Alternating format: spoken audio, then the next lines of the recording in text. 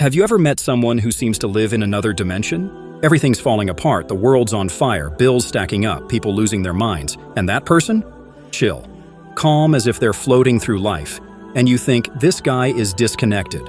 Maybe smoked something. But let me tell you, maybe they just discovered a secret the whole world ignores. Sabr plus Tawakkul. Let me translate the fancy Arabic. Sabr means patience, but not the weak passive patience of waiting for the bus. It's the patience of warriors, the patience of someone who takes the hits of life and still stands tall. And Tawakkul? Complete trust in Allah. The kind of trust that doesn't shake, even when life does. Hold up.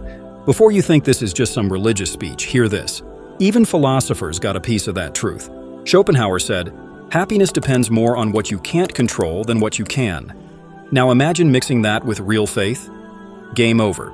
The Prophet Muhammad said, know that if the entire nation were to gather to benefit you with something, they could only benefit you with what Allah has already written for you.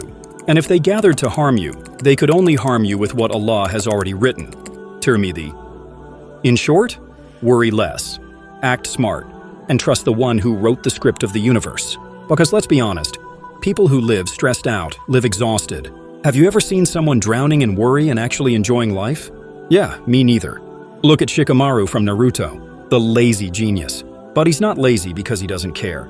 He's calm because he realized running around panicking doesn't solve anything.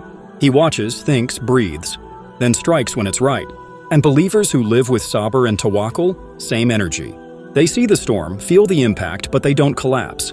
Why? Because they know every hardship carries hidden opportunities. The Prophet taught us, amazing is the affair of the believer, for everything is good for him. If something good happens, he's grateful. That's good for him. If something bad happens, he's patient. That's also good for him. Muslim. You see that? For the believer, even suffering turns into growth. This isn't that fake social media positive vibes, only nonsense. It's practical wisdom. Uthman ibn Affan, radiyallahu anh, known for his calmness and generosity, once said, if our hearts were truly pure, we would never get tired of remembering Allah. And you know what drains your heart? Overthinking. You drown in what-ifs, in fear of failure, in future scenarios that probably won't happen. But those who trust live light. Imam ash-Shafi'i, one of Islam's greatest minds, said, my concern is not whether my supplication is answered, but whether I am fulfilling my duty. See that level of maturity? You do your part, the rest, not your department. But we insist. We want control, instant answers, guaranteed results. And what do we get? Anxiety, frustration, sleepless nights. Now look at the ones with Sabr and Tawakkul. They work hard but don't obsess over the outcome. They know that sometimes losing is protection. Sometimes waiting is training. Remember One Piece? Luffy looks like he doesn't care, always smiling, fighting monsters, facing impossible odds. But deep down, he believes in the process. He trusts his crew. And as believers, we trust Allah, the best of planners, better than any pirate crew, no offense. Some people say, but if I don't stress, it looks like I don't care. Lies. Worrying without action is wasted energy. Caring means acting, praying, trusting. The rest? Drama.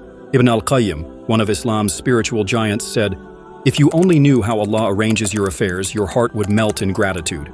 But here you are, suffering over problems that don't even exist yet, playing horror movies in your head, wasting mental energy on scenarios born from your imagination, the real secret of those who never stress out. They know that worrying doesn't stop what's written from happening. It only steals your peace before it happens. Sabr teaches you to breathe, face the storm without losing your mind. Tawakkul teaches you that in the end, Allah holds the pen to your story, and honestly, you have no choice. You either learn to trust or carry the crushing weight of a world that was never yours to control. The Prophet also said, if you relied on Allah with true reliance, He would provide for you as He provides for the birds. They leave in the morning hungry and return in the evening full. Tirmidhi. Ever seen a bird making Excel spreadsheets? Having panic attacks at 3 a.m.? Exactly. They fly, search, strive, and Allah provides. Here's another practical example. Think of mafia movies. The loud ones, the hot-headed ones, they fall first. The boss? Silent, calm, patient like a predator. When he acts, game over. The believer with Sabr and Tawakkul is that boss. Storms come, he prays, breathes, waits. Not because he's disconnected, but because he knows panic doesn't rewrite the Qadr bottom line. If you're stressing too much, you're lacking patience and trust. Why? Because real trust quiets your mind. No trust? You drown in paranoia. And here's the crazy part. Once you learn this, life gets lighter. You work but without carrying the world on your back. You face struggles but without desperation. You dream big but without anxiety. Everything else? Just noise. So here's what you do. Remember the Prophet, the Sahabah, the scholars. They faced far greater trials.